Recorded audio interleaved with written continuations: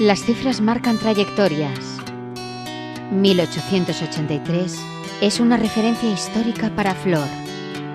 La constancia escrita de cuando su familia empezó a vender vino. Ser la tercera generación y ver venir la cuarta hace que tu experiencia vital gire en torno al vino, a sus olores en bodega y en el campo, a su gusto, a su evolución. Te confiere una suerte de experiencia heredada y el reto de adaptar lo que da la naturaleza al tiempo, en cada nuevo tiempo. Te mete en la aventura de encontrar las sensaciones y los aromas como resultado de una naturaleza que, como los humanos, evoluciona permanentemente.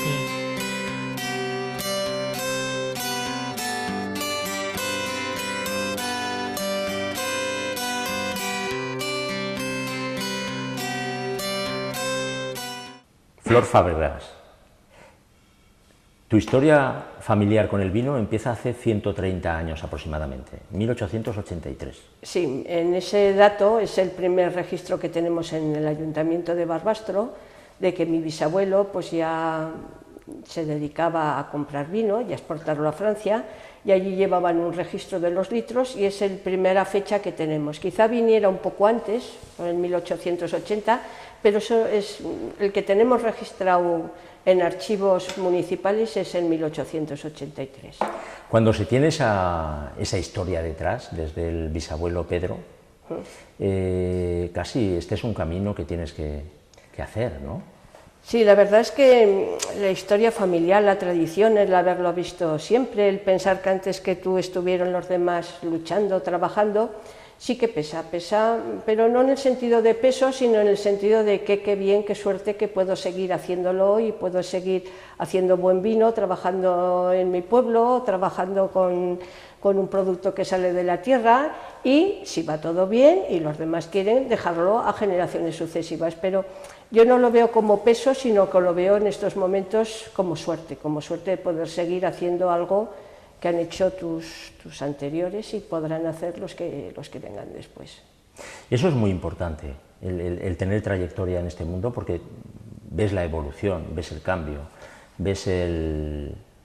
Sí, ves lo que hemos perdido y lo que hemos ganado. Yo en el mundo del vino pues veo que ha cambiado mucho. O sea, yo cuando explico a la gente en la bodega digo, mira, lo que tenemos igual es el cielo y la tierra. O sea, las viñas mientras están en el campo, pues dependemos de si llueve, no llueve, vamos, que tenemos a la Virgen del Puello, a Santa Bárbara y a todos los santos. Pero una vez que ha entrado el vino en la bodega, sí que ha cambiado mucho. Ahora tenemos unos medios que antes, pues, por ejemplo, mi padre ni mi abuelo, y muchísimo menos mi bisabuelo, tenían. Con lo cual ves que hemos perdido un poco pues, aquel que todo el mundo bebía vino, aquel vino como un producto natural y un producto que todo el mundo consumía como elemento de primera necesidad. Eso lo hemos perdido.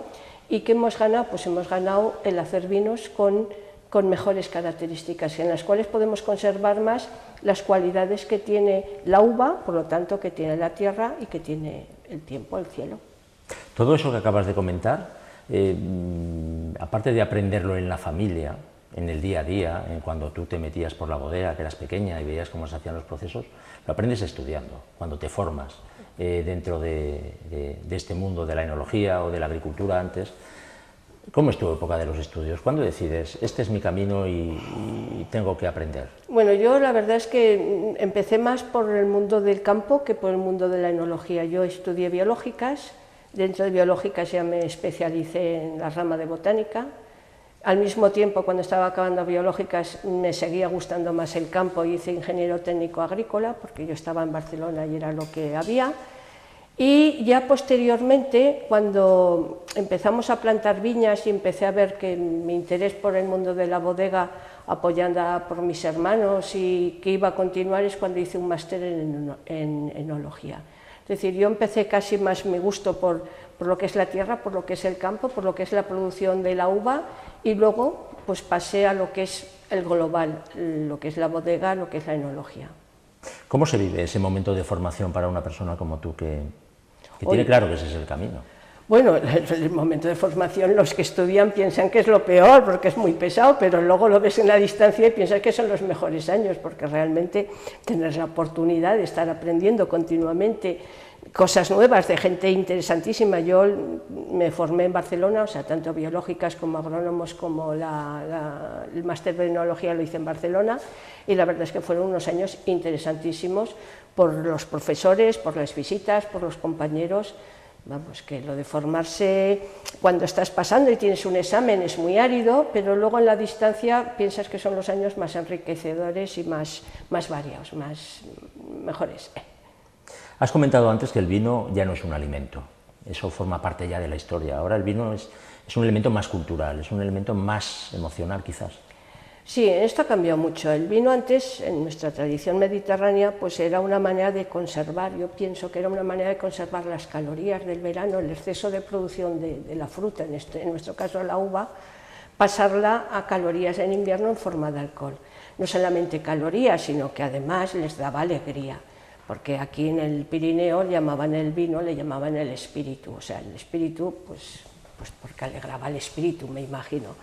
Entonces era una fuente de alimento y de seguridad en beber un líquido, una bebida que no les producía ningún problema de descomposición, bueno, lo que fuera. En estos momentos eso ha cambiado mucho, porque nosotros ahora en el vino lo que estamos buscando son los aromas, las sensaciones que hablabas, es decir, lo que estamos buscando son los recuerdos que nos trae esa uva, ese vino, de la uva con la que se ha producido, de la tierra donde ha crecido esa uva, del entorno que ha acompañado esa uva. Es decir, que nosotros ahora cuando tomamos un vino nunca lo hacemos con un porrón que hay por ahí, glo, glo, eso es justamente lo contrario. Entonces ahora cogemos una copa, estamos haciendo la fase nasal mucho rato, porque con esa aspiración de esos aromas es con lo que nos vienen las sensaciones, los recuerdos, la historia de esa tierra, de esa uva y por lo tanto después del vino.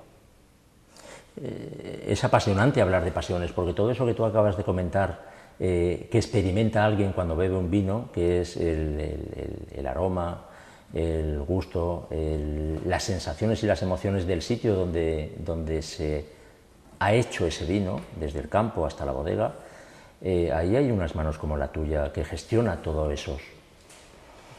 Bueno, sí, manos. En la enología, las manos sí que se emplean, pero lo que más se emplea, fíjate, es el olfato y el gusto. Es decir, cuando estás en bodega, yo cuando abro la puerta todas las mañanas, lo primero, ya sé, por el olor ya sé que ha pasado algo, es el olfato. O sea, el olfato te indica, y muchísimo más en el proceso de elaboración. Cuando estás elaborando el vino, vas por los depósitos, sacas simplemente con el olfato, o sea, no son las manos, el que está trabajando es el olfato, el gusto, y con eso tú decides, diseñas cuál es el proceso que vas a continuar. Sabes un vino qué aromas tiene, si esos aromas ya están representando la uva o aún puedes extraer más, lo detectas totalmente. O sea, las manos yo diría que es lo que menos usamos ahora en la enología, porque tenemos la suerte, antes era más manual, ahora hay más máquinas que hacen ese proceso. Pero lo que no ha cambiado para nada, porque eso no lo puede hacer ninguna máquina, es el olfato y el gusto del enólogo o del personal, todo el personal. Yo creo que en el momento de la vendimia se implica todo el personal está con el olfato y el gusto abierto para detectar si va bien, no va bien, si este vino me gusta, todo el proceso. Hay una empatía ahí, sí, colectiva. Sí, hay una preocupación, y sobre todo es como si todos los sentidos, es aquello que les pasa, ¿no?, a la gente que le falta un sentido, que los otros se potencian. Pues en el momento de la vendimia el que se potencia es el sentido del olfato y del gusto, pero sobre todo el del olfato.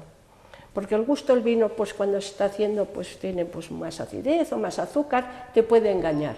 Pero el sentido del olfato te va a determinar enseguida si los aromas estás sacándoselos a los ollejos, si hay algún problema. El olfato va a ser el sentido fundamental. Has hablado de todo el proceso, has hablado de la tierra, has hablado de la bodega, has hablado del consumidor. ¿A ti cuál es el que más te apasiona de todos esos momentos del vino que se viven a través de todo el año? Pues a mí me sigue gustando más lo que es la viña, el campo, sigue gustando. O sea, yo sí, el día que esto, pues, vamos, digo, cuando me retire estaré todo el día paseándome por el campo, eso lo tengo muy claro. Y luego me gusta mucho, lo que pasa que la situación es justo, pero es mucho estrés, porque es trabajo y es el momento de la vendimia. O sea, son los momentos más puntuales, el campo es más relajado, pues vas haciendo, y el momento de la vendimia es un momento muy interesante, pero con una carga de trabajo y de responsabilidad que produce, pues eso, más estrés. ¿Qué tiene para ti el somontano? ¿Qué es? Bueno, pues el somontano, yo pienso que, fíjate, dices que mi bisabuelo fue el que vino. Mi bisabuelo vino pues, en la década de 1880, aquí vino desde Cataluña. ¿Y por qué vino? Pues vino porque en Francia la filosera había destruido el viñedo, él tenía familia en Francia, y él buscó una zona para comprar vino y mandarlo, exportarlo a Francia. Y eligió el somontano, ¿por qué? Porque era una zona que por el clima, la orografía del terreno y el tipo de suelos producía vinos de calidad. Y eso es para mí lo que sigue teniendo el somontano, el clima, los suelos y la orografía. Y luego tiene otra cosa, porque mi bisabuelo vino, pero cuando la filosera se acabó en Francia, mi bisabuelo se quedó. Es decir, no vino, hizo y luego se fue, sino que se quedó. ¿Por qué? Porque luego están las gentes del somontano. Mi bisabuelo se casó aquí, porque llegó aquí a hacer ese proceso, pero conoció una barbastrina, una barbastrense, se casó con ella, ya se instaló y la familia continuó. Por lo tanto, para mí, pues aquello que era válido en el 1800 sigue siendo válido en estos momentos. Tenemos un territorio y un clima, no el mejor del mundo, sino especial y que va fantástico para producir vinos. Y tenemos una gente, montañeses, altoaragoneses, son montaneses, como quieras decir, pues particulares, pero por los que merece la pena pues trabajar y estar. Creo que merecemos la pena todos. Todo eso que acabas de comentar es lo que forma parte, es lo que forma el alma del vino, es lo que forma la emoción del vino. ¿Es lo que hay en cada botella que sale de aquí, de esta tierra? Es lo que queremos que salga. O sea, yo lo que en el vino quiero que salga, lo que sería el alma o el espíritu que hablábamos antes, es eso, el buen hacer de la viña, porque la viña, la viña tiene que hacer una uva de calidad. O sea, ahí hay un proceso, un trabajo, primero de la planta, del cielo, de todo, es para conseguir conjugar que lo que llega a bodega, vale, pues parte del alma es esta. Y luego otra parte del alma muy importante es en la bodega, como digo yo, no estropear lo que la naturaleza ha hecho. O sea, el trabajo de hoy en día de las bodegas y los enólogos es conseguir que aquello que en el campo se ha producido, aquellos aromas, aquellas características de esa uva, poderla conservar, no perderla, no estropearla, y poderla conservar, llevarla a la botella y que cuando uno consuma encuentre eso, que es el alma, pero sería el alma del vino, o el alma del somontano, o el alma de la... Sí, el espíritu, diríamos, el espíritu de la tierra o el espíritu de todo el proceso que ha estado para hacer ese vino. Has elegido un vino de tu bodega, Mingua. ¿Qué es Mingua para ti? Bueno, Mingua, empezamos por el nombre. El nombre estuvimos dándole vueltas y al final vimos que uníamos un poco lo que era la tradición de la bodega. ¿Qué quiere decir? Mingua es una palabra que aquí en el mundo del vino se utiliza para determinar en qué momento del año se va a rellenar los toneles. Es decir, en Alto Aragón compraban el vino en enero o febrero, compraban el vino del año, rellenaban los toneles y siempre se hacía en luna menguante, que aquí en aragonés es mingua. Entonces la gente entraba y preguntaba, ¿es mingua? Hoy es mingua, o sea, no había que especificar nada más. Y como era mingua, se compraba el vino, el vino de casa se rellenaba los toneles. Entonces, quisimos unir en este vino las dos palabras, la palabra de la tradición y al mismo tiempo buscar una imagen que fuera más moderna. Y en la elaboración del vino blanco está lo mismo, son dos variedades.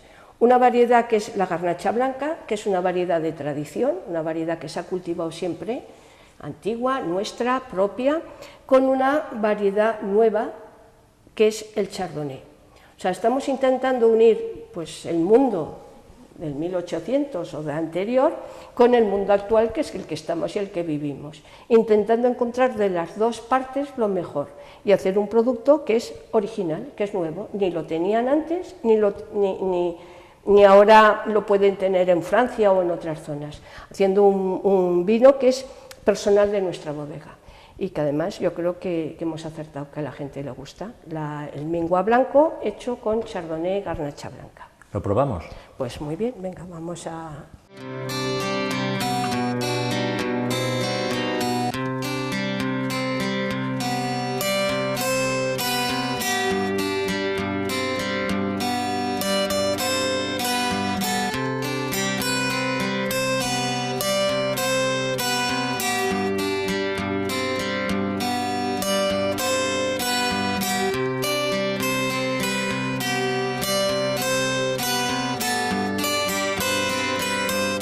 ¿Qué es?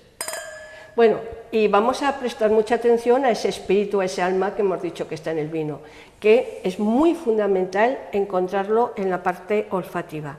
Estos vinos nuevos, y sobre todo los blancos, es muy importante que estemos un rato, por eso no he puesto mucho, para poder agitar, y que vayamos viendo el aroma de la fruta. Donde más vas a encontrar aquellos recuerdos del monte, de la uva, de la tierra, es en la parte olfativa. Fíjate, cuando el vino lo vas agitando y se va abriendo, encontrarás esos aromas de flores blancas, de miel, de fruta, de peras. Bueno, ya te dejo probar.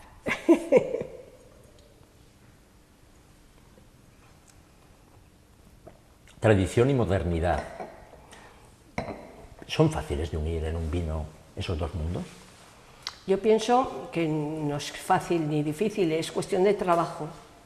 Primero tienes que pensar o soñar qué es lo que quieres hacer, o sea, pensarlo en la cabeza, tener claro qué tipo de producto, qué tipo de bodega quieres ser, qué quieres ser tú.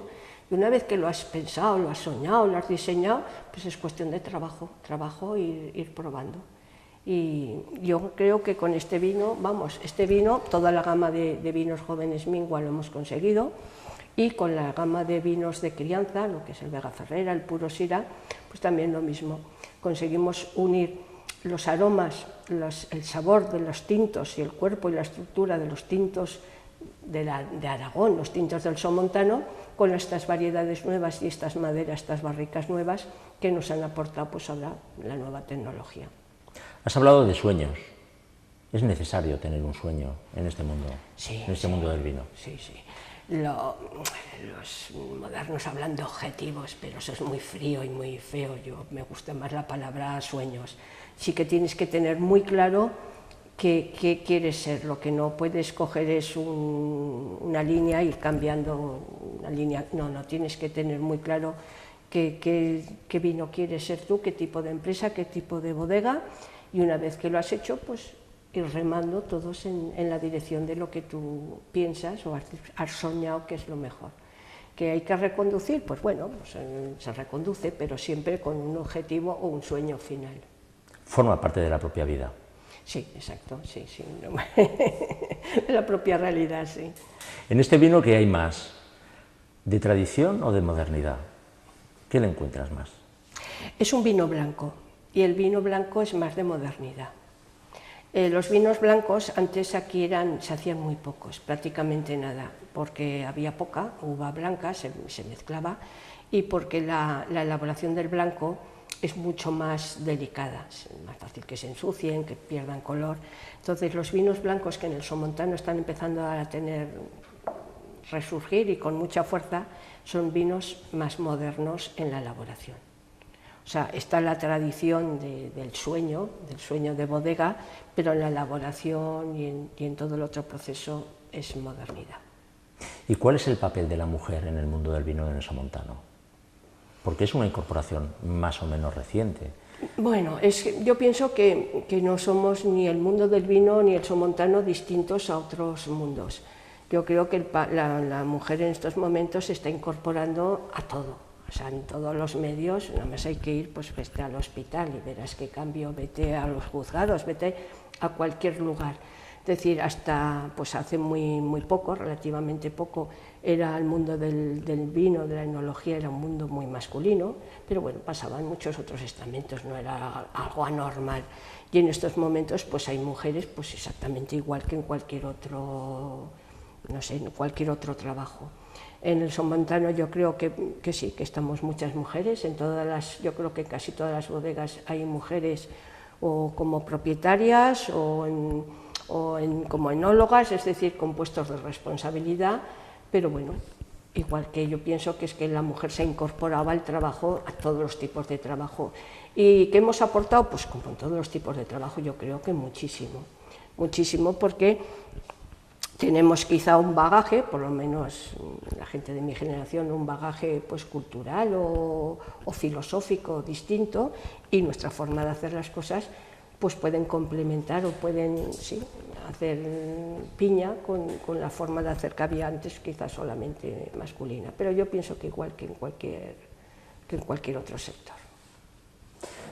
Flor, enhorabuena por haber elegido este vino y enhorabuena por ser capaz de unir esos dos mundos de los que has hablado, el mundo de la tradición, que es importante, 130 años en tu familia, y el mundo de la modernidad, que está en ese chardonnay que acabamos de probar. Enhorabuena y gracias. Pues nada, a vosotros, muchas gracias.